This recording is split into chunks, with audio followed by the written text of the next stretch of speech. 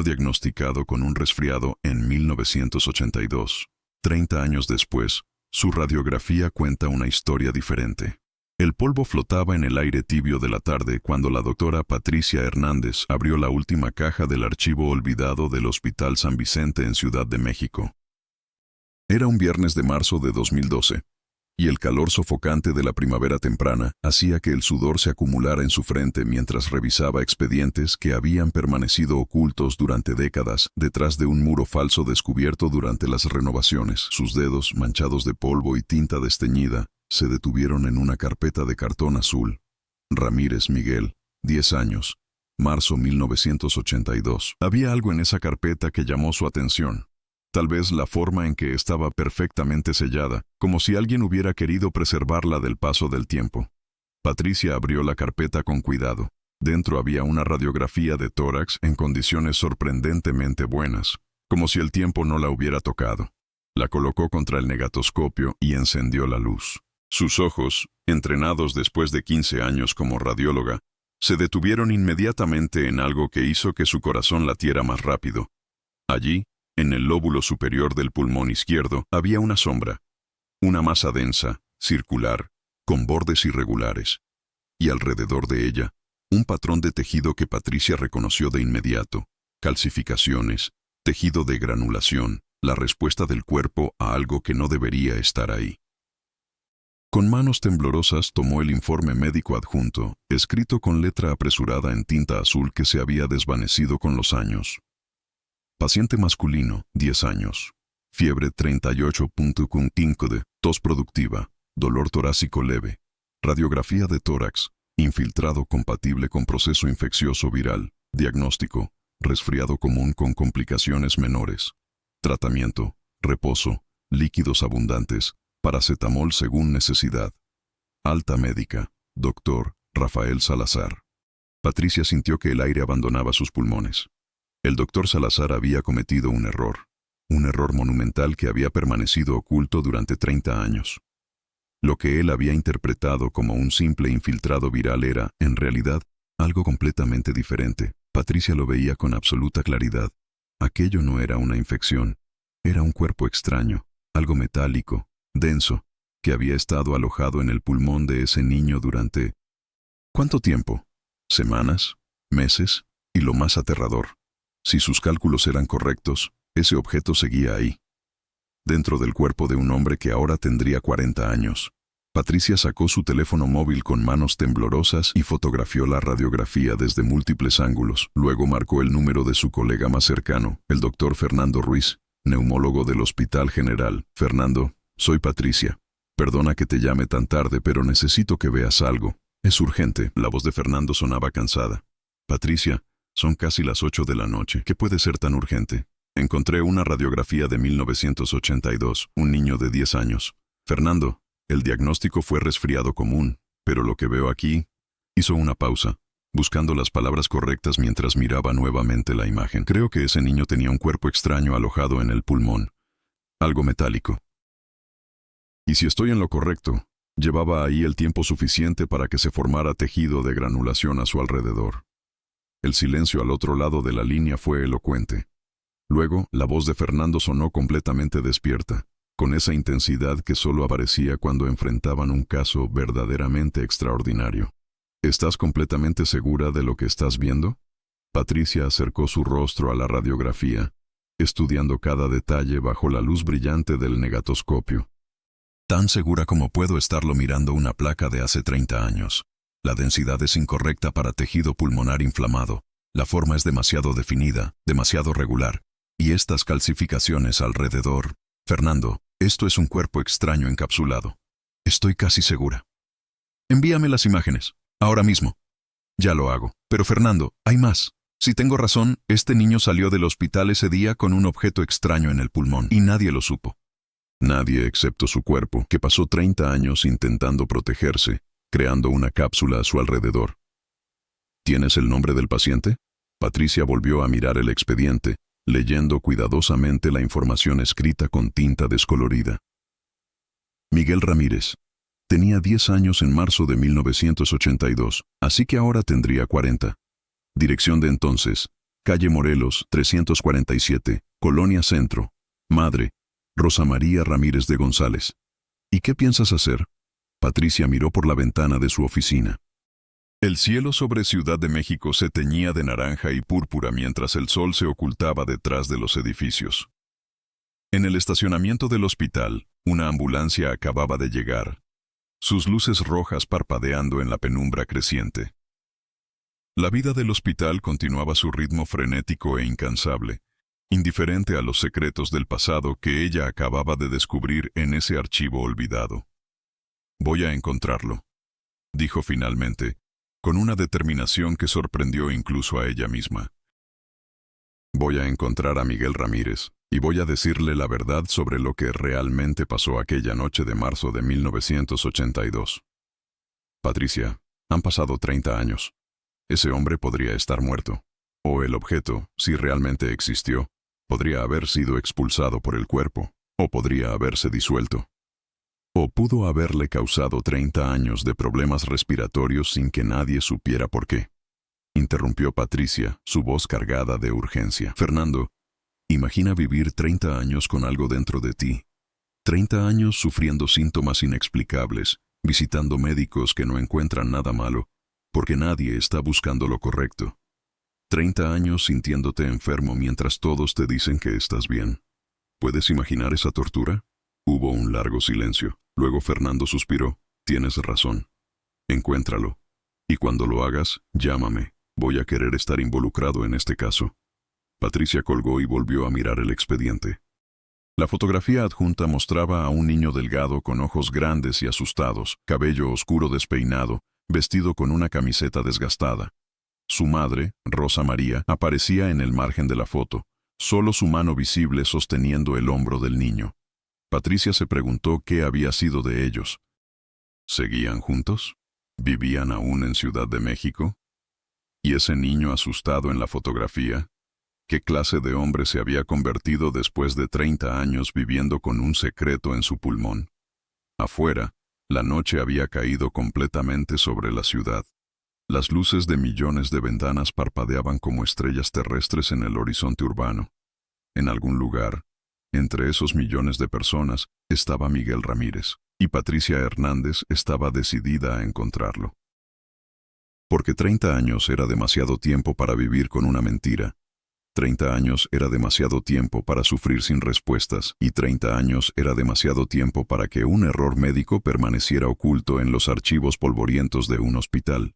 La búsqueda estaba por comenzar, y con ella, una cadena de eventos que cambiaría no solo la vida de Miguel Ramírez, sino también la forma en que todo un sistema médico miraba hacia su pasado y hacia su futuro.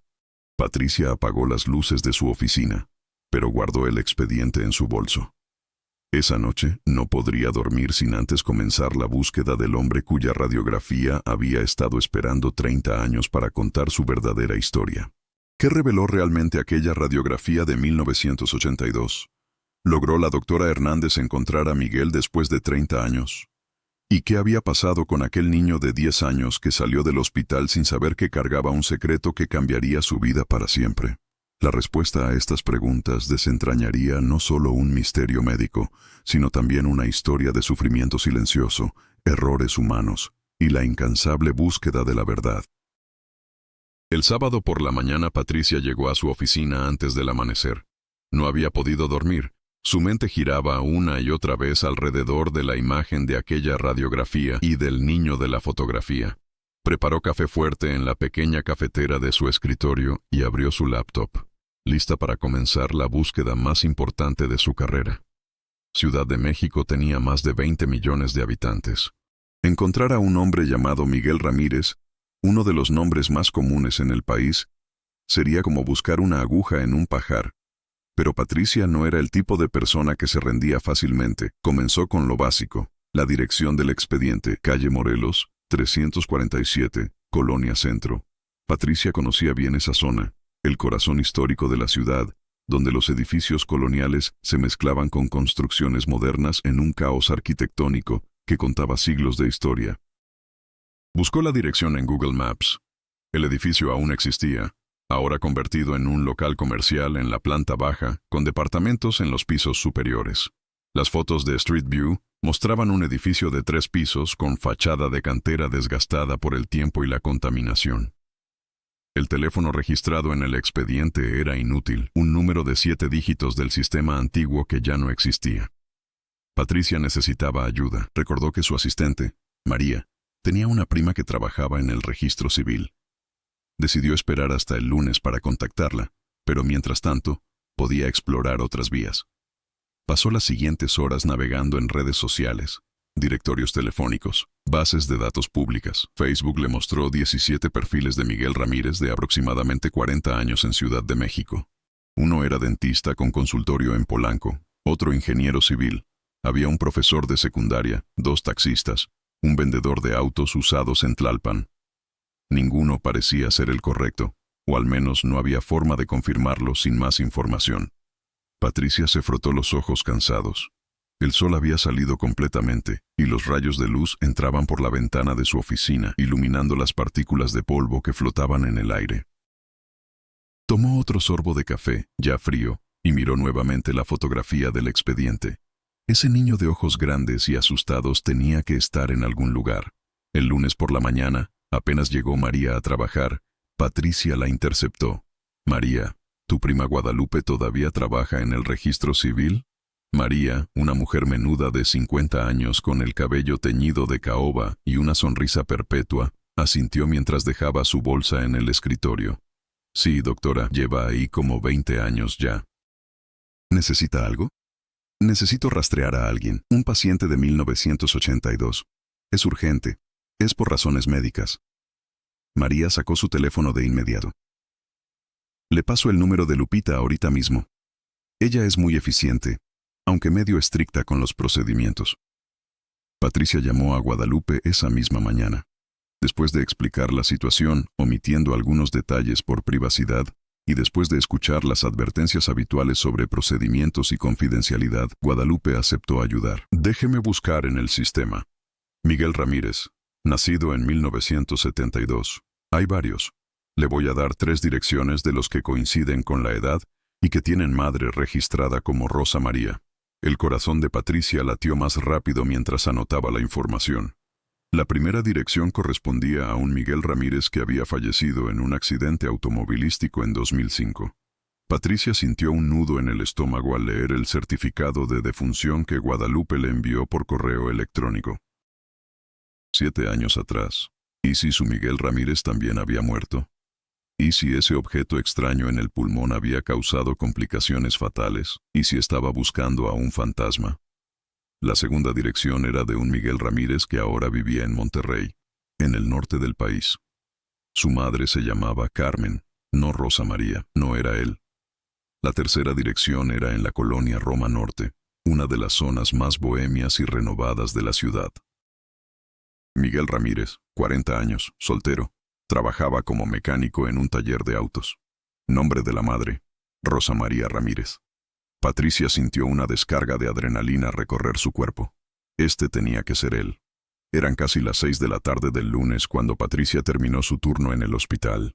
En lugar de ir directo a casa como usualmente hacía, tomó un Uber hacia la colonia Roma. El tráfico era denso, como siempre en Ciudad de México a esa hora, y el taxi avanzaba lentamente entre camiones, automóviles y los ocasionales vendedores ambulantes que se movían entre los carriles, ofreciendo chicles, agua embotellada o periódicos. Patricia aprovechó el tiempo para revisar nuevamente las imágenes de la radiografía en su teléfono. Cada vez que la miraba, estaba más segura de su diagnóstico inicial. Ese objeto no debería estar ahí. Y había estado ahí durante 30 años. El edificio donde vivía Miguel era modesto, de 3 pisos, con pintura color crema descascarada y balcones llenos de plantas en macetas. Había ropa colgada en algunos balcones y el sonido de música de banda mexicana salía de una ventana abierta en el segundo piso. Patricia presionó el timbre del departamento 2B, el que correspondía a Miguel Ramírez, según la información de Guadalupe. Esperó. Nadie respondió. Volvió a intentarlo, presionando el timbre más largo esta vez. Silencio. «¿Busca a alguien, señorita?» Una voz detrás de ella la hizo voltear. Era un hombre mayor, tal vez de 70 años, con bigote gris y una bolsa de basura en la mano. Vestía una camiseta blanca y pantalones de mezclilla desgastados. Busco a Miguel Ramírez, del departamento 2B. El hombre asintió, dejando la bolsa de basura en el bote junto a la entrada. Ah, Miguel. Buen muchacho, aunque siempre se ve medio enfermo, la verdad. Debe estar todavía en el taller. Trabaja hasta tarde casi todos los días. El taller está a 3 cuadras de aquí, sobre la avenida Álvaro Obregón. Taller Mecánico Ramírez, no tiene pérdida. Es el único en esa cuadra. Patricia le agradeció al hombre y caminó las 3 cuadras que le había indicado. La tarde estaba cayendo y el cielo se teñía de tonos naranjas y rosas. Las calles de la Roma estaban llenas de vida. Cafeterías con terrazas ocupadas por jóvenes tomando café artesanal, galerías de arte con sus puertas abiertas, perros siendo paseados por sus dueños, ciclistas navegando entre los autos estacionados. El taller mecánico Ramírez era pequeño, con apenas espacio para 2 autos y el frente completamente abierto hacia la calle. El olor a aceite y gasolina era intenso. Una radio vieja en una repisa reproducía música de rock en español, y bajo un auto elevado en un gato hidráulico, Patricia podía ver las piernas de alguien, solo visibles desde las rodillas hacia abajo, vestidas con un overol azul manchado de grasa. «Buenas noches», llamó Patricia, su voz compitiendo con el sonido de la música. El hombre rodó hacia afuera en una tabla con ruedas, herramientas en las manos. Cuando se incorporó, Patricia tuvo su primera visión completa de Miguel Ramírez, y su corazón se encogió un poco. Era delgado, demasiado delgado, con el tipo de delgadez que viene de años de no poder comer lo suficiente porque el cuerpo está constantemente luchando contra algo. Su cabello negro estaba despeinado y manchado de grasa, y sus ojos café oscuro tenían ojeras profundas que hablaban de noches sin dormir y cansancio crónico. Llevaba ese overol azul lleno de parches y manchas de aceite, y cuando se puso de pie completamente, Patricia notó cómo respiraba con dificultad, como si el simple acto de levantarse del suelo le hubiera costado un esfuerzo considerable. «Buenas noches, señora», dijo, limpiándose las manos en un trapo que estaba tan sucio que probablemente empeoraba las cosas. «¿Se le ofrece algo? Aunque ya casi estamos cerrando, la verdad». Su voz era ronca, áspera, como si tuviera la garganta irritada. Patricia reconoció ese tono inmediatamente. Era la voz de alguien que tosía con frecuencia, que tenía problemas respiratorios crónicos. «¿Usted es Miguel Ramírez?» El hombre la miró con curiosidad, inclinando ligeramente la cabeza. «Sí, soy yo. ¿Nos conocemos?» Patricia sintió que las palabras se atascaban en su garganta. Había ensayado este momento durante todo el fin de semana. Había practicado cómo explicar la situación, pero ahora que estaba frente a él, frente al niño de la fotografía convertido en un hombre de 40 años con signos evidentes de sufrimiento físico crónico, todas sus palabras preparadas se evaporaron. «Mi nombre es Patricia Hernández», comenzó, tratando de mantener su voz estable y profesional. «Soy radióloga en el Hospital San Vicente». «Señor Ramírez, necesito hablar con usted sobre algo muy importante, algo que sucedió hace 30 años, cuando usted era niño». La expresión de Miguel cambió inmediatamente. La curiosidad dio paso a la confusión, luego a algo que parecía preocupación. Se limpió las manos nuevamente en el trapo, un gesto nervioso, y dio un paso hacia ella. «El Hospital San Vicente. Yo no he estado ahí desde que era niño. Mi mamá me llevaba cuando me enfermaba, pero eso fue hace mucho tiempo. Lo sé. Por eso estoy aquí. Encontré su expediente, señor Ramírez. De marzo de 1982. Usted tenía 10 años». Miguel se quedó muy quieto. Algo cruzó por su rostro, una sombra de un recuerdo antiguo. Algo que había estado enterrado durante décadas, pero que nunca había desaparecido completamente. 1982. Repitió lentamente, como probando las palabras en su boca. «Sí, recuerdo. Me enfermé muy feo esa vez. Mi mamá estaba asustadísima. Pensó que me iba a morir. Tenía fiebre muy alta. No podía respirar bien. Pensaron que era pulmonía o algo así, algo grave. Pero cuando me hicieron la radiografía, dijeron que solo era un resfriado fuerte. Me mandaron a casa con medicinas y ya». «Señor Ramírez». Patricia respiró profundo, preparándose para cambiar la vida de este hombre con sus siguientes palabras. ¿Puedo hablar con usted en privado? Es sobre ese diagnóstico. Hay algo que necesita saber, algo importante. Miguel miró alrededor del taller vacío, las herramientas dispersas, el auto a medio reparar en el elevador. Luego miró de vuelta a Patricia, y en sus ojos había algo que ella reconoció inmediatamente.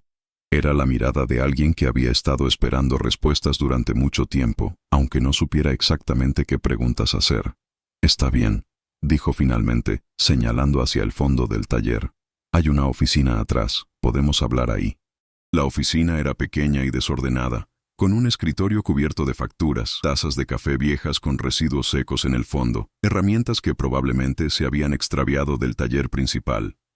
Había un calendario de 2011 todavía colgado en la pared, nunca actualizado, y una foto enmarcada de una mujer mayor que Patricia supuso sería Rosa María, la madre de Miguel. Miguel le ofreció una silla plegable, y él se sentó en la silla giratoria detrás del escritorio, que chirrió bajo su peso. Patricia notó cómo, incluso sentado, él apoyaba inconscientemente una mano en su pecho, como si le doliera, o como si tuviera dificultad para respirar. «Señor Ramírez», comenzó Patricia, sacando su tablet de su bolso. «Antes de mostrarle lo que encontré, necesito hacerle algunas preguntas. ¿Ha tenido problemas respiratorios durante su vida?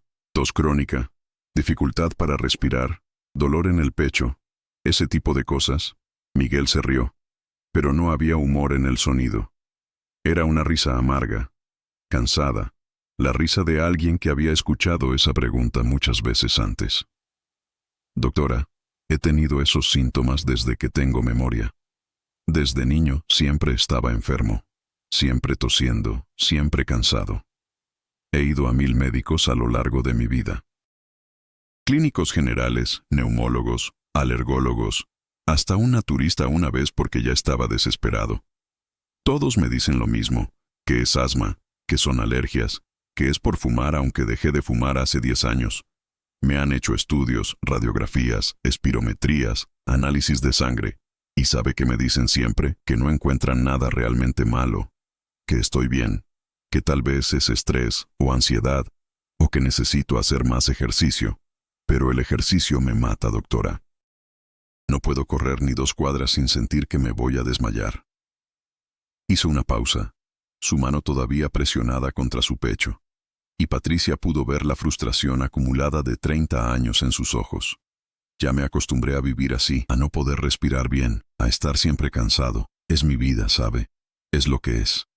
Patricia sintió un nudo en la garganta. Este hombre había normalizado el sufrimiento porque nadie, en 30 años, había encontrado la causa real de sus síntomas. Había aprendido a vivir con una limitación que nunca debió tener. «Señor Ramírez», dijo suavemente, encendiendo su tablet, «voy a mostrarle algo. Es la radiografía que le tomaron en marzo de 1982. Giró la tablet para que él pudiera ver.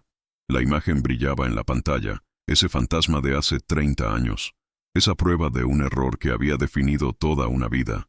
Miguel se inclinó hacia adelante, entornando los ojos para ver mejor. Patricia amplió la imagen, enfocándose en el área del pulmón izquierdo. «¿Ve esto?», señaló con su dedo la masa densa en la radiografía.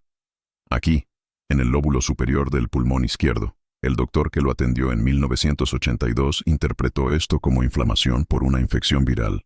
Por eso le diagnosticaron un resfriado. Pero se equivocó, señor Ramírez. Esto no es inflamación». Amplió más la imagen, mostrando los detalles que había estudiado obsesivamente durante todo el fin de semana. «Esto es un cuerpo extraño, algo que usted aspiró, o que entró en su pulmón de alguna manera. Probablemente semanas o meses antes de que lo llevaran al hospital. Algo metálico, denso. Ve estas áreas más claras alrededor. Eso es tejido de granulación. Su cuerpo detectó que había algo que no debería estar ahí y formó una cápsula alrededor para protegerse, para aislarlo. Es una respuesta inmunológica normal. Pero ese objeto nunca fue removido porque nadie supo que estaba ahí». El silencio que siguió fue denso, pesado. Miguel miraba fijamente la imagen en la pantalla. Su rostro había perdido todo el color.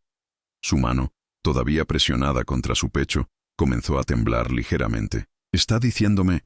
Su voz era apenas un susurro. «Está diciéndome que he tenido algo dentro de mi pulmón durante 30 años. ¿30 años? Es muy posible, sí. No puedo estar 100% segura sin hacerle estudios actuales, sin una tomografía moderna. Pero basándome en esta imagen y en los síntomas que me acaba de describir, sí, eso es exactamente lo que estoy diciendo. Miguel se levantó bruscamente de la silla, que rodó hacia atrás y chocó contra la pared con un golpe sordo. Dio 2 pasos hacia el centro de la pequeña oficina y luego se detuvo, como si no supiera a dónde ir, qué hacer con la información que acababa de recibir. Su respiración se había vuelto rápida, superficial, y Patricia se puso de pie también, preocupada de que estuviera teniendo un ataque de pánico. 30 años, repitió Miguel, su voz subiendo de volumen. 30 años tosiendo hasta vomitar algunas mañanas. 30 años sintiéndome tan cansado que a veces no podía ni levantarme de la cama. 30 años de doctores diciéndome que no tengo nada grave, que tal vez estoy exagerando, que tal vez es psicológico. ¿Sabe lo que es eso, doctora? ¿Sabe lo que es sentirse enfermo? Y que nadie, absolutamente nadie, te crea. Su voz se quebró en la última palabra y tuvo que detenerse, tosiendo violentamente. Era una tos profunda, húmeda, que sacudía todo su cuerpo. Cuando finalmente paró, tenía lágrimas en los ojos, aunque Patricia no sabía si eran de la tos o de la emoción. ¿Sabe cuántas personas me dijeron que era flojo? ¿Cuántos jefes me despidieron porque faltaba mucho al trabajo? ¿Cuántas relaciones se terminaron porque no podía seguirles el ritmo, porque siempre estaba enfermo, porque no podía hacer cosas normales como ir a caminar o subir una escalera sin quedarme sin aire? Se dejó caer de nuevo en la silla, enterrando la cara entre sus manos. Sus hombros temblaban. Patricia se acercó lentamente, dándole espacio pero dejándole saber que estaba ahí. Lo siento mucho, señor Ramírez. No puedo imaginar lo que ha vivido. Por eso vine a buscarlo, porque necesita saber la verdad, y porque necesita atención médica adecuada. Si hacemos los estudios correctos y confirmamos que ese objeto sigue ahí, podemos removerlo. Podemos ayudarlo a respirar correctamente por primera vez en 30 años. Miguel levantó la vista. Había lágrimas corriendo por sus mejillas, dejando rastros limpios en su rostro manchado de grasa. ¿Y qué se supone que haga ahora? ¿Después de 30 años? No tengo seguro médico, doctora. Apenas puedo pagar la renta de este taller. Una cirugía. No puedo pagar una cirugía. Patricia había anticipado esto. Lo había discutido con Fernando durante el fin de semana. Habían hablado sobre las implicaciones legales, sobre la responsabilidad del hospital. El hospital tiene responsabilidad en este caso, señor Ramírez. Fue un error de diagnóstico, un error grave que ha afectado toda su vida. Voy a hablar con el director. Los estudios y el tratamiento deberían ser cubiertos por el hospital. Es lo menos que podemos hacer. ¿Y si dicen que no? Si dicen que fue hace mucho tiempo, que no es su problema. Entonces haremos ruido. Hablaremos con abogados, con la prensa si es necesario, pero no vamos a dejar que esto quede así. Le fallaron, señor Ramírez. El sistema le falló cuando tenía 10 años y siguió fallándole durante 30 años. Es hora de que eso cambie. Miguel la miró durante un largo momento, como si estuviera evaluando si podía confiar en ella, si estas palabras eran reales o solo otra promesa vacía de la que se arrepentiría más tarde. ¿Por qué?, preguntó finalmente. ¿Por qué hace esto? Usted no me conoce. Pudo haber dejado ese expediente en el archivo. Pudo haber fingido que nunca lo vio. ¿Por qué se molesta? Era una buena pregunta. Patricia se sentó en la silla plegable, pensando en cómo responder, porque cuando miro una radiografía, no veo solo una imagen. Veo a una persona. Veo una vida. Y cuando encontré su expediente, cuando vi ese error, supe que había una persona en algún lugar que había estado sufriendo por eso. Y no podía simplemente ignorarlo. No sería capaz de vivir conmigo misma si lo hiciera. Miguel asintió lentamente, secándose las lágrimas con el dorso de su mano sucia. En 1982, dijo después de un momento, su voz más calmada ahora. Yo tenía 10 años. Recuerdo ese día perfectamente. Recuerdo cómo me dolía el pecho, cómo cada respiración era como inhalar vidrio. Recuerdo a mi mamá, Rosa María. Ella estaba aterrada. Pensó que me iba a morir. Lloraba en la sala de espera del hospital mientras esperábamos los resultados. Y cuando el doctor salió y dijo que era solo un resfriado, que estaría bien en una semana con descanso y medicinas, ella estaba tan aliviada. Me abrazó y me dijo que todo iba a estar bien. Hizo una pausa, mirando la foto de su madre en la pared.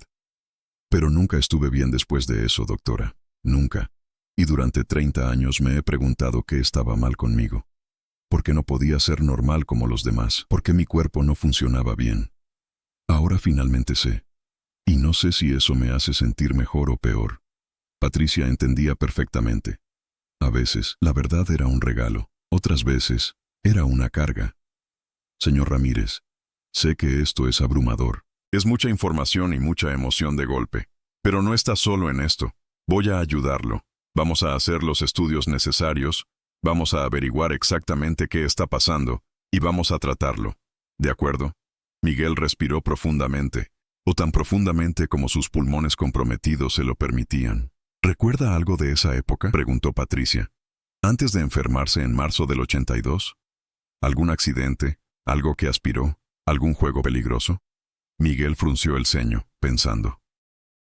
Era hace tanto tiempo, 30 años, cuando era niño. Los recuerdos de esa época eran borrosos, fragmentados. Jugaba en la calle con mis amigos, como todos los niños en esa época. Hacíamos tonterías, cosas peligrosas que ahora como adulto pienso, Dios mío, ¿cómo sobrevivimos? Pero no recuerdo nada específico. Que se detuvo súbitamente, sus ojos abriéndose grandes.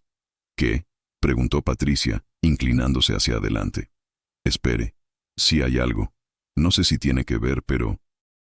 Unas semanas antes de enfermarme, tal vez un mes, mis amigos y yo encontramos una caja en un terreno baldío cerca de mi casa. Una caja vieja llena de balines, de esos que se usan para las pistolas de diabolos. Estaban todos sueltos ahí. Debe haber sido de alguien que los tiró o los perdió. Y nosotros, siendo niños estúpidos, empezamos a jugar con ellos. Se veía avergonzado ahora, como si fuera culpable de lo que había pasado. Hacíamos un juego. Nos poníamos los balines en la boca y los escupíamos para ver quién podía escupirlos más lejos. Como si fueran proyectiles. Era estúpido, lo sé ahora. Pero teníamos 10 años y nos parecía divertido. Patricia sintió que todo cobraba sentido de repente. Las piezas del rompecabezas encajando perfectamente. Un balín, dijo en voz alta. Aspiraste un balín y se alojó en tu pulmón.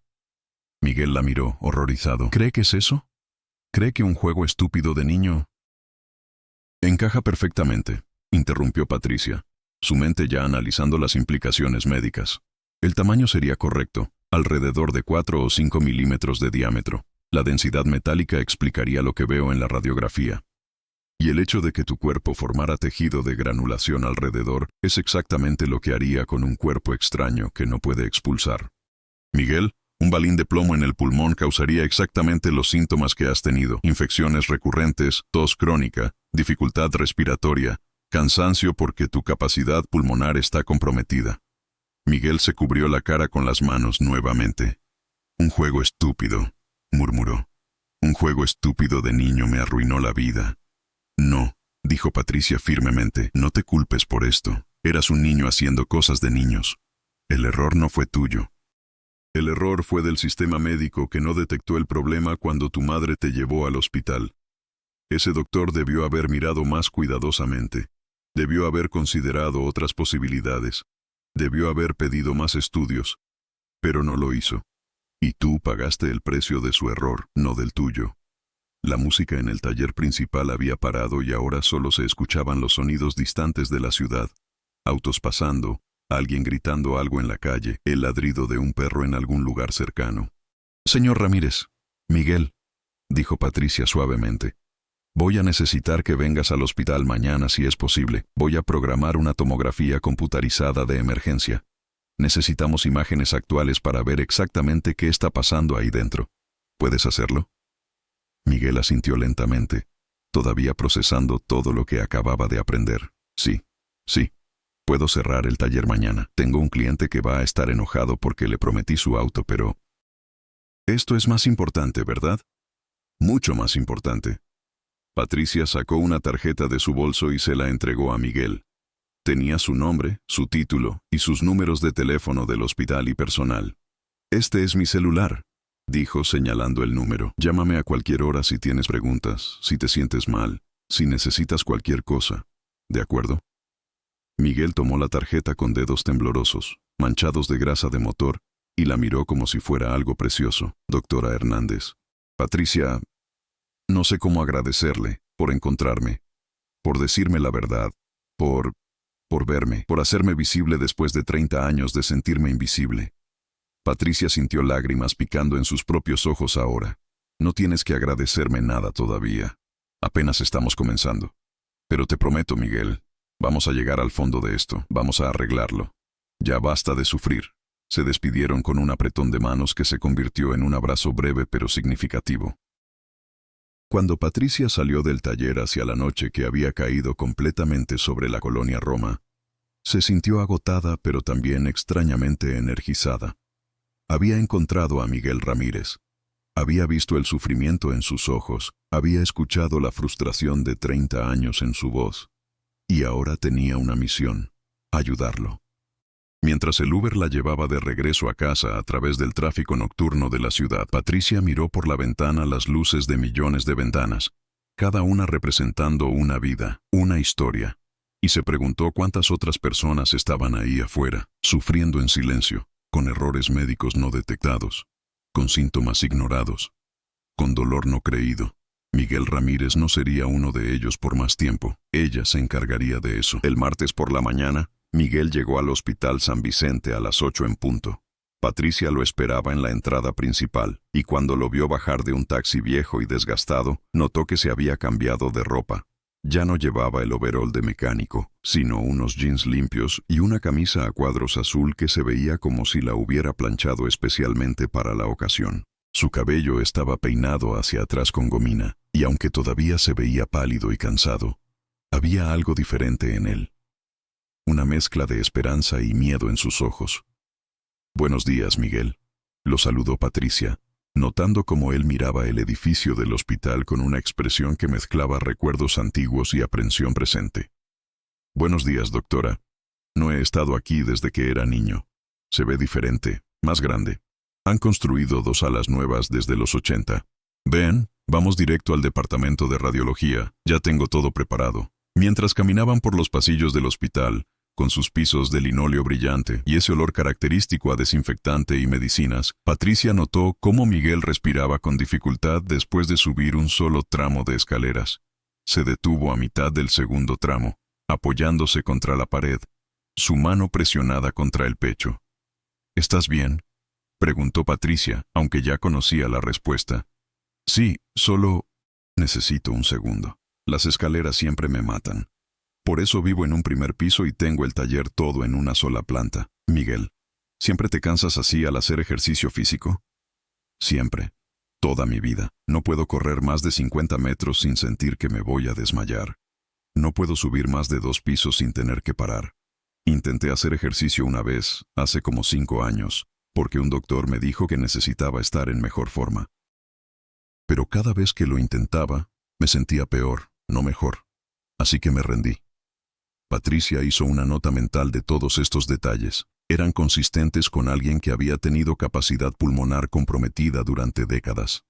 En el departamento de radiología, el técnico Carlos ya estaba esperando. Era un joven de unos 25 años, eficiente y discreto, que Patricia había elegido específicamente porque podía confiar en que mantendría el caso confidencial hasta que ella decidiera cómo proceder. «Miguel, este es Carlos.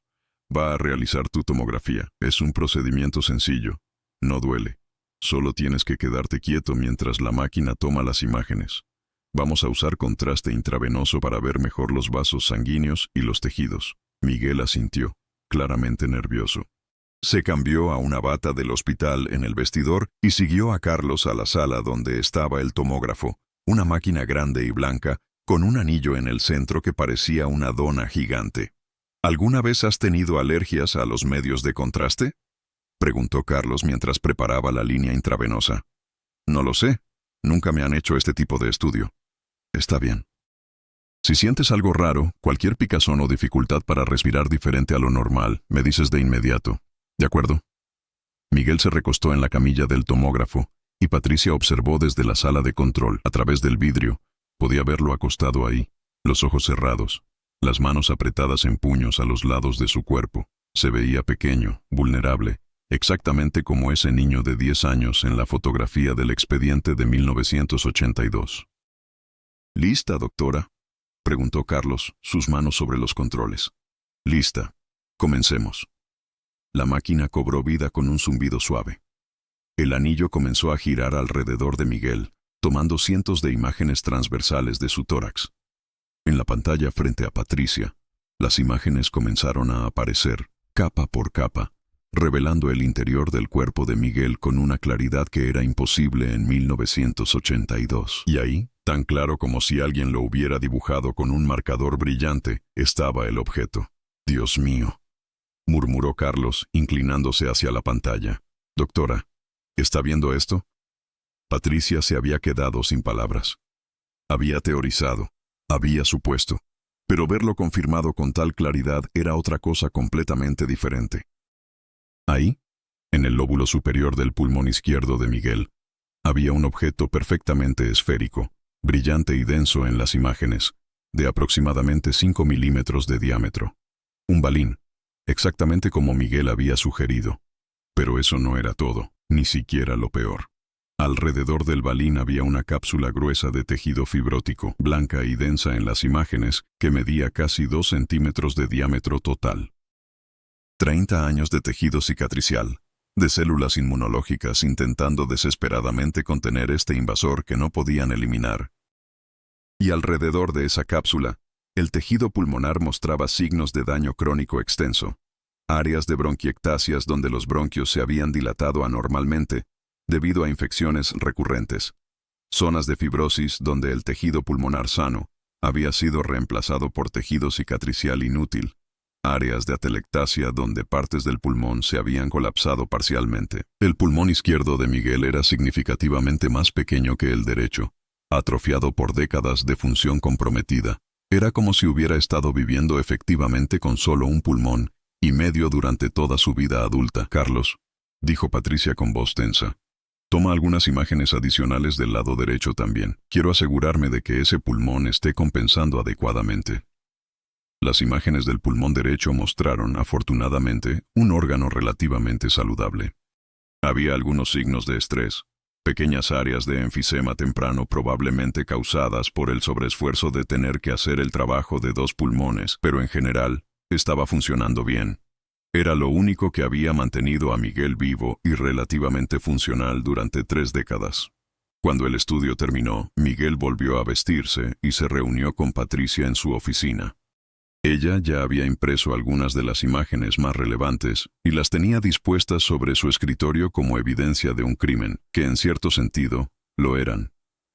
«Siéntate, Miguel», le dijo, su voz suave pero seria. Miguel se sentó lentamente, leyendo la gravedad en el rostro de Patricia. «Es malo, ¿verdad? Por su cara, puedo ver que es malo». «Tengo buenas y malas noticias», comenzó Patricia, decidiendo ser directa porque Miguel merecía la verdad completa. «¿Cuáles quieres primero?» «Las malas. Siempre prefiero las malas primero». Patricia asintió y giró el monitor de su computadora para que ambos pudieran ver las imágenes de la tomografía. «El balín está ahí, Miguel. Aquí, ¿lo ves?», señaló el punto brillante en la imagen. 5 milímetros de diámetro, casi con certeza un balín de plomo como pensábamos, y ha estado ahí durante 30 años. Causando exactamente los problemas que sospechábamos. Pasó a la siguiente imagen, mostrándole la cápsula de tejido. «Tu cuerpo hizo un trabajo increíble tratando de protegerte. Formó esta cápsula gruesa alrededor del balín, aislándolo del resto de tu pulmón. Pero ese proceso causó inflamación crónica.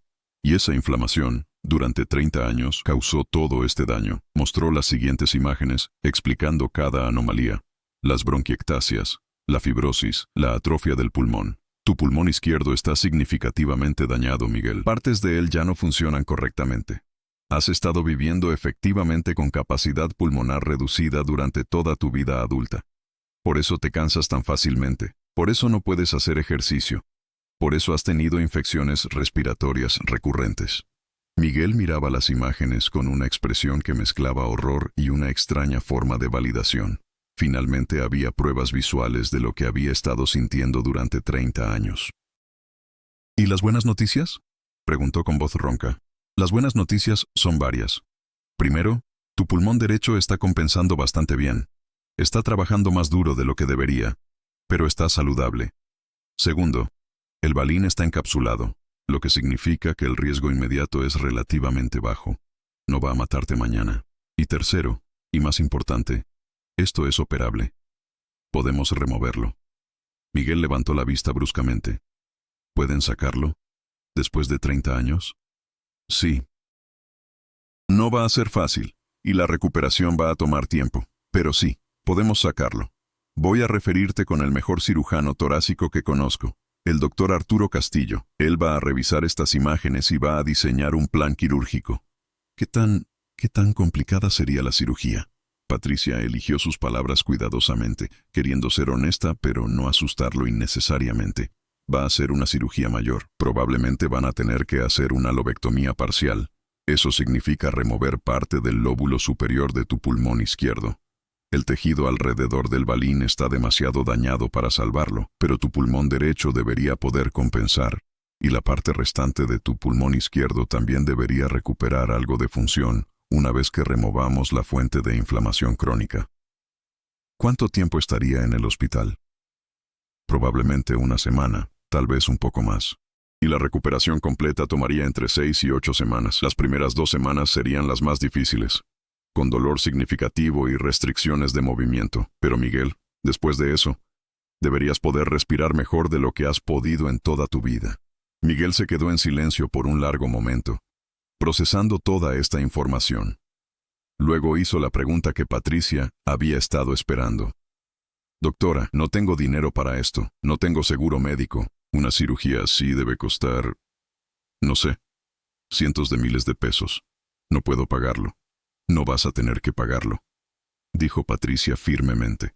Hablé con el director del hospital ayer. El Hospital San Vicente tiene responsabilidad legal en este caso.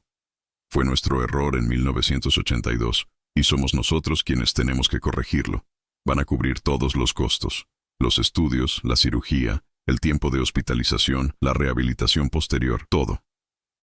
¿De verdad?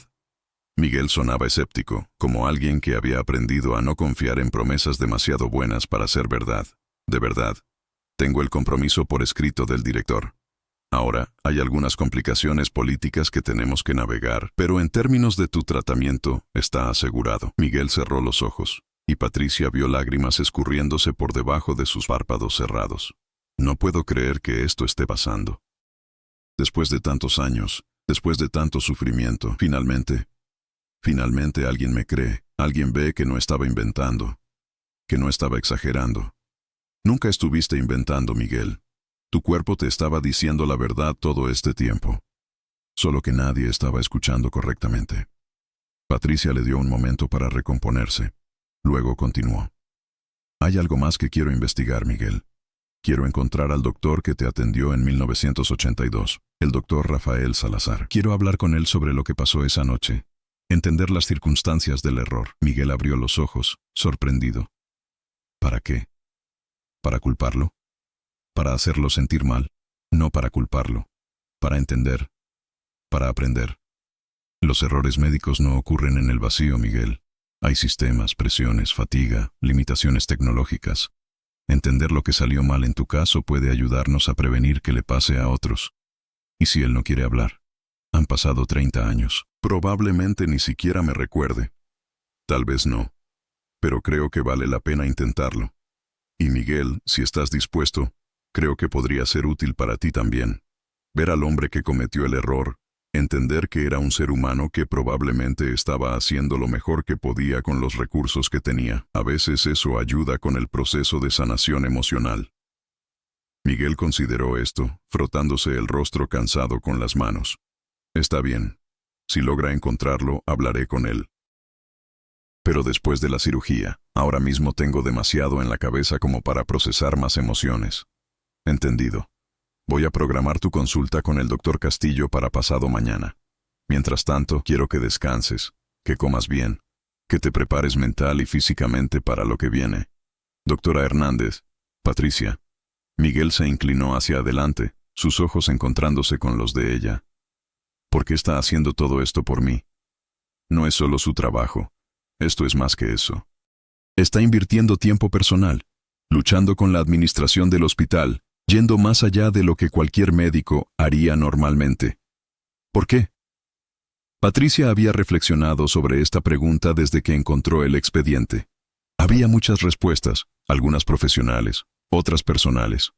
Cuando era estudiante de medicina, comenzó lentamente, tuve un profesor que nos dijo algo que nunca olvidé. Dijo que la medicina no se trata de curar enfermedades, se trata de cuidar personas. Las enfermedades son abstractas. Son conceptos en libros de texto, pero las personas son reales, con vidas reales, familias reales, sueños reales. Y cuando fallamos a una persona, no estamos solo cometiendo un error médico, estamos afectando una vida completa. Hizo una pausa, eligiendo sus siguientes palabras cuidadosamente. Encontrar tu expediente me recordó eso. Me recordó que detrás de cada radiografía que leo, hay un Miguel Ramírez, una persona que merece ser vista, escuchada, creída. Tú has sido invisible durante 30 años, Miguel, y yo tengo el poder, el conocimiento y los recursos para hacerte visible de nuevo. ¿Cómo podría no hacerlo? Miguel asintió lentamente, limpiándose los ojos con el dorso de su mano. Bueno, pues gracias. No tengo otras palabras, solo gracias. 2 días después, Miguel tuvo su consulta con el doctor Arturo Castillo en su oficina privada dentro del hospital. El doctor Castillo era un hombre de 53 años, con cabello gris perfectamente peinado, manos grandes y seguras, y una reputación impecable como uno de los mejores cirujanos torácicos del país. Patricia había trabajado con él en varios casos y confiaba en él completamente. El doctor Castillo había revisado todas las imágenes de Miguel antes de la consulta, y cuando los 3 se sentaron en su oficina, ya tenía un plan preliminar. Miguel, comenzó, su voz grave y tranquilizadora. Tu caso es fascinante desde un punto de vista médico, aunque sé que para ti ha sido cualquier cosa menos fascinante vivirlo. Miguel sonrió débilmente. Fascinante no es la palabra que yo usaría, no. He revisado tus tomografías múltiples veces. El doctor Hernández tiene razón, esto es definitivamente operable. Sin embargo, no va a ser una cirugía sencilla. El balín ha estado ahí tanto tiempo que está completamente integrado en el tejido circundante. Vamos a tener que hacer una toracotomía, que es un procedimiento donde abrimos tu pecho para acceder directamente al pulmón. Sacó un modelo anatómico de un pulmón de su escritorio y lo usó para ilustrar el procedimiento. Vamos a hacer una incisión aquí, entre tus costillas. Vamos a separar cuidadosamente el músculo y el tejido para acceder al pulmón. Una vez que estemos dentro, vamos a localizar el balín y la cápsula que lo rodea. Y aquí viene la parte complicada. El tejido alrededor está tan dañado que no podemos simplemente sacar el balín y cerrar. Vamos a tener que hacer una resección en cuña, removiendo todo el lóbulo superior afectado del pulmón izquierdo. Miguel palideció. ¿Van a cortarme parte del pulmón? Sí, pero es tejido que de todas formas no está funcionando correctamente. Es como tener un motor de auto donde una de las partes está tan corroída que está dañando las partes de alrededor. Es mejor removerla completamente. Tu pulmón derecho y la parte inferior de tu pulmón izquierdo deberían poder compensar, especialmente porque tu pulmón derecho ya ha estado haciendo ese trabajo durante años. ¿Cuáles son los riesgos?, preguntó Miguel, su voz tensa. El doctor Castillo no endulzó las cosas. Era importante que Miguel entendiera completamente a qué se estaba enfrentando. Como cualquier cirugía mayor, hay riesgos de infección, sangrado excesivo, complicaciones con la anestesia. Específicamente con cirugía torácica, existe el riesgo de neumotórax, que es cuando aire escapa del pulmón y se acumula en el espacio alrededor de él, potencialmente causando colapso pulmonar. También hay riesgo de fístula broncopleural, que es cuando hay una fuga de aire desde los bronquios hacia el espacio pleural. Y por supuesto, siempre existe el riesgo de que encontremos más daño del que esperábamos una vez que estemos dentro. Miguel tragó saliva con dificultad. ¿Y qué pasa si no me opero? Si dejo las cosas como están, el doctor Castillo intercambió una mirada con Patricia antes de responder. Miguel, ahora mismo tu situación es relativamente estable. El balín está encapsulado, no se está moviendo, pero el daño está progresando. Cada infección respiratoria que tengas, cada episodio de bronquitis, está causando más daño a tu pulmón. Eventualmente, podrías desarrollar complicaciones más serias. Neumonías recurrentes, insuficiencia respiratoria crónica, problemas cardíacos, porque tu corazón tiene que trabajar más duro para compensar la función pulmonar reducida. No es una amenaza inmediata a tu vida, pero tampoco es sostenible a largo plazo. Tu calidad de vida continuará deteriorándose. Miguel miró a Patricia, buscando su opinión. Miguel, dijo ella suavemente, la decisión es tuya. Nadie te va a forzar a hacer esto. Pero has vivido 40 años con esto. ¿No te mereces la oportunidad de saber cómo se siente respirar sin obstáculos? Miguel cerró los ojos, tomando la decisión más importante de su vida. Cuando los abrió, había determinación en ellos. Está bien, hagámoslo. ¿Cuándo podemos programar la cirugía? El doctor Castillo sonrió, complacido por la decisión. Necesito programarte en quirófano. Déjame revisar mi calendario. Podría ser en aproximadamente 2 semanas. Eso nos da tiempo para hacer algunos estudios preoperatorios adicionales, pruebas de función pulmonar, análisis de sangre completos, electrocardiograma, consulta con anestesia, todo para asegurarnos de que estás en las mejores condiciones posibles para la cirugía. 2 semanas, repitió Miguel. De acuerdo, puedo hacer eso. Los siguientes días fueron un torbellino de actividad. Miguel tuvo que cerrar su taller temporalmente, algo que le dolió porque era su único medio de sustento, pero que era necesario. Puso un letrero en la puerta, cerrado temporalmente por motivos médicos. Disculpen las molestias. Tuvo múltiples citas en el hospital. La consulta con anestesia donde le explicaron cómo sería el proceso de sedación, las pruebas de función pulmonar que confirmaron lo que ya sabían, que su capacidad estaba severamente comprometida, los análisis de sangre que mostraron marcadores elevados de inflamación crónica. Patricia lo acompañó a la mayoría de estas citas, convirtiéndose no solo en su médico, sino en su defensora, su guía a través del laberinto del sistema hospitalario. Una tarde, una semana antes de la cirugía programada, Miguel le preguntó si podía visitar a su madre antes del procedimiento. Por supuesto, dijo Patricia. ¿Quieres que te acompañe? Miguel pareció sorprendido por la oferta. ¿Vendría conmigo? Si quieres que vaya, sí. Me gustaría eso. Mi mamá va a tener muchas preguntas médicas y yo no soy bueno explicando esas cosas. Rosa María Ramírez vivía con la hija de Miguel, Carmen, en un departamento modesto en la colonia del Valle. Cuando Miguel y Patricia llegaron ese sábado por la tarde, Rosa María abrió la puerta y inmediatamente abrazó a su hijo con la ferocidad de una madre que había pasado demasiados años viendo a su hijo sufrir sin entender por qué. Era una mujer de 72 años, pequeña y delgada, con el cabello completamente blanco recogido en un moño bajo. Tenía las manos arrugadas y manchadas por décadas de trabajo como costurera, y sus ojos cafés, tan parecidos a los de Miguel, brillaban con inteligencia y una profunda bondad. «Mijo», dijo, sosteniéndolo a distancia de un brazo para mirarlo bien. «Te ves mejor, tienes mejor color». «Es solo porque estoy descansado, mamá. He dormido más esta semana que en los últimos 6 meses». Rosa María se volvió hacia Patricia, estudiándola con esa mirada penetrante que solo las madres pueden dar.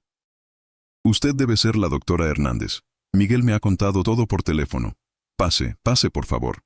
El departamento era pequeño pero acogedor, lleno de fotografías familiares en las paredes y el olor a frijoles refritos viniendo de la cocina. Carmen, la hermana de Miguel, una mujer de 45 años con el cabello corto y lentes de pasta, salió de la cocina secándose las manos en un delantal. «Hermano». Lo saludó con un beso en la mejilla, luego extendió su mano a Patricia. «Doctora, gracias por venir. Mi mamá ha estado ansiosa por conocerla». Se sentaron alrededor de la pequeña mesa del comedor, donde Carmen sirvió café y pan dulce, recién comprado de la panadería de la esquina. Por un momento, se sintió como una reunión familiar normal, cálida y acogedora. Pero todos sabían que no era una visita social. «Doctora», comenzó Rosa María, sus manos temblando ligeramente alrededor de su taza de café. «Necesito entender. Mi hijo me explicó sobre el balín, sobre la cirugía, pero ¿cómo pasó esto? ¿Cómo es posible que nadie lo viera durante 30 años? Patricia había anticipado esta pregunta y había preparado una respuesta honesta pero compasiva. «Señora Ramírez, en 1982, la tecnología médica era muy diferente a la de ahora.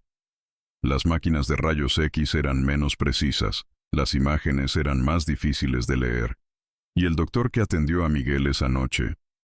Bueno, estamos todos aprendiendo más sobre las circunstancias, pero lo que sí sé es que los cuerpos extraños pequeños en pulmones eran notoriamente difíciles de detectar en esa época.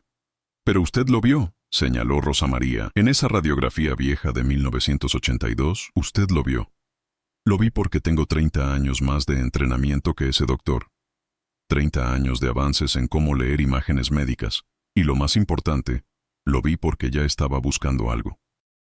Cuando ese doctor vio la radiografía en 1982, estaba en medio de un turno largo, probablemente cansado, y estaba buscando signos de neumonía o infección grave. No estaba buscando específicamente un cuerpo extraño pequeño, y a veces en medicina solo vemos lo que estamos buscando. Rosa María procesó esto en silencio por un momento, sus ojos húmedos. «Me culpo», dijo finalmente, su voz quebrándose. Debí haber insistido más, debí haber buscado una segunda opinión. Cuando Miguel siguió enfermo después de esa noche, cuando no mejoraba como el doctor dijo que lo haría, debí haber regresado. Debía haber peleado más. Miguel tomó la mano de su madre sobre la mesa. «Mamá, no fue tu culpa. Hiciste todo lo que se supone que debe hacer un padre. Confiaste en los doctores, seguiste sus instrucciones, no había forma de que supieras. Pero eras mi hijo. Se supone que debo protegerte, y lo hiciste», intervino Patricia suavemente. «Señora Ramírez, usted lo llevó al hospital esa noche cuando estaba enfermo. Eso es lo que una buena madre hace. El error no fue suyo, fue del sistema. Y ahora estamos aquí para corregir ese error». Rosa María se limpió los ojos con una servilleta de papel. «¿Es peligrosa la cirugía? Sea honesta conmigo, doctora. Todas las cirugías mayores tienen riesgos», admitió Patricia. «Pero el doctor Castillo es excelente. Ha hecho este tipo de procedimientos cientos de veces. Y Miguel es relativamente joven, y aparte del problema pulmonar, está saludable.